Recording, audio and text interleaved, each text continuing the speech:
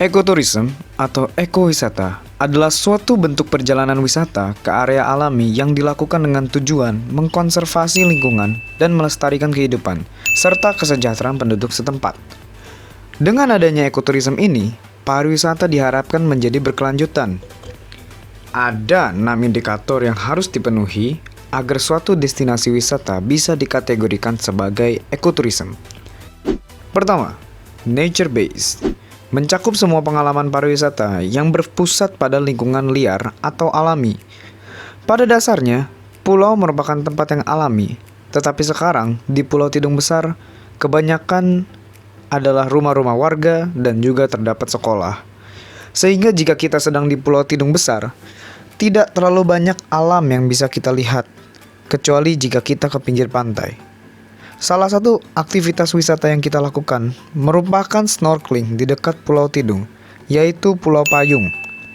Snorkeling di Pulau Payung bisa dibilang sebagai nature-based tourism, karena kita memanfaatkan laut dalam berwisata.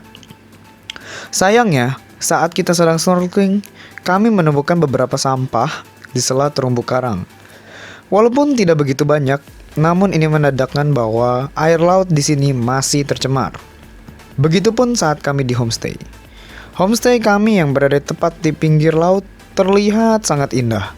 Namun sangat disayangkan, mereka membuang limbah bekas mandi langsung ke laut dan kami bisa melihatnya dengan sangat jelas. Kedua, preservation. Di Pulau Tidung ada beberapa penangkaran seperti penangkaran penyu, ikan badut, dan pohon mangrove yang terletak di Pulau Tidung Kecil. Dan di Pulau Tidung Besar ada penangkaran beberapa jenis ikan. Namun sayangnya hanya petugas yang boleh masuk ke tempat tersebut. Selain itu terumbu karang yang ada di Pulau Tidung menjadi spot bagi wisatawan untuk snorkeling. Namun sayangnya sekali lagi masyarakat Pulau Tidung belum ada kesadaran dan masih kurang informasi soal terumbu karang. Karena saat kami snorkeling, guide kami justru menyuruh kami untuk memegang terumbu karang. Ketiga, sustainability. Selain berwisata, di Pulau Tidung juga ada penangkaran mangrove dan penyu yang bisa menjadi pariwisata berkelanjutan.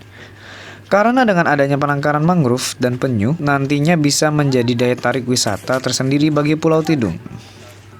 Keempat, education.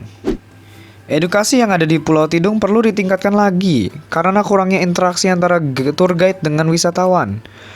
Wisatawan Pulau Tidung hanya diberi papan informasi di penangkaran penyu. Sedangkan di penangkaran mangrove, wisatawan hanya melihat mangrove yang ada tanpa diberi penjelasan lebih lanjut tentang tanaman tersebut. Kelima, distribution of benefits. Pulau Tidung adalah pulau penduduk. Mereka mendapat penghasilan dari sektor kelautan sebagai nelayan.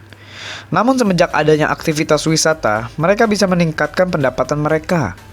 Mereka menyewakan homestay, sepeda, perahu untuk snorkeling, dan bentor sebagai transportasi. Keenam, ethics or responsibilities. Warga Pulau Tidung masih memiliki rasa kekeluargaan yang sangat kental.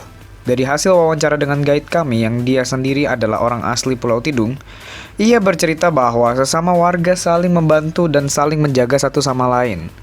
Sehingga kami bisa menemukan motor terparkir di luar rumah dengan kunci masih menempel di motornya, yang artinya tidak ada tindakan pencurian sama sekali. Mereka tidak berpikir negatif kepada tetangganya. Dari rasa kekeluargaan ini juga terlihat keramahan warga Pulau Tidung yang tidak sungkan menyapa kami sebagai wisatawan, sehingga kami pun merasa nyaman di pulau ini. Baik, Pulau Tidung itu sebenarnya memiliki potensi yang cukup besar sebagai destinasi ekoturism.